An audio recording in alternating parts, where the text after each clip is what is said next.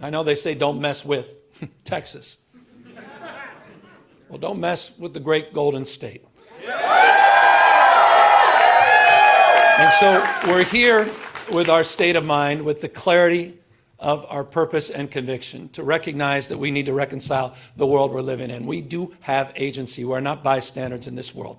We can shape the future, and that's what we intend to do today. We're here because Donald Trump, on January 6th, tried to light democracy on fire, tried to wreck this country, tried to steal an election, as Alex just said, by trying to dial in for 11, almost 12,000 votes. And here we are, in open and plain sight, before one vote is cast in the 2026 midterm election. And here he is once again trying to rig the system. He doesn't play by a different set of rules. He doesn't believe in the rules.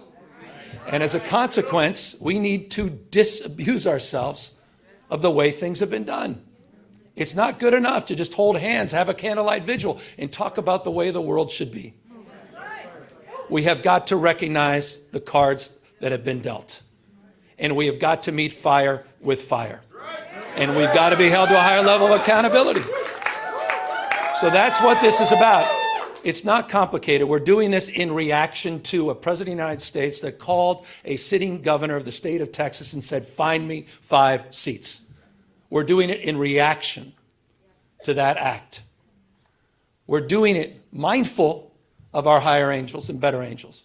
We're doing it mindful that we want to model better behavior, as we've been doing for 15 years in the state of California with our independent redistricting commission. But we cannot unilaterally disarm. We can't stand back and watch this democracy disappear.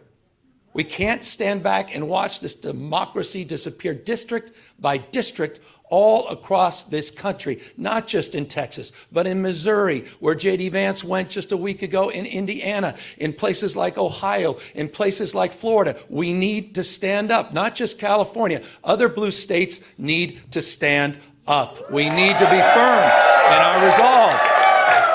We need to put back. So we're here in that light. And I'm grateful to have remarkable partners in the legislature. It's a tall task. We're asking them for 2/3 of a legislative consent, but this is the difference. This is the difference between what's happening in Texas and what's happening here in California. We didn't receive a phone call from the President of the United States to then quietly go in the back room and start drawing maps and legislatively try to jam them through against the consent of the people. We're doing precisely the opposite. We're working through a very transparent, temporary, and public process. We're putting the maps on the ballot, and we're giving the power to the people. This will be the first redistricting that's ever done that. That's the difference. We tried to raise the standards, and these guys are not playing by any set of rules. So this time requires us to act anew, not just think anew. And so I'm grateful to all of the remarkable leaders that have stepped up, this unifying effort here in the state of California. And we'll be asking for the people on November 4th, a special election, coinciding with a lot of local municipal elections, to provide a temporary pathway for congressional maps. We will affirm our commitment to the state independent redistricting after the 2030 census. But we're asking the voters for their consent to do midterm redistricting in 2026, 2028, and 2030 for the congressional maps, to respond to what's happening in Texas, to respond what Trump is trying to excite.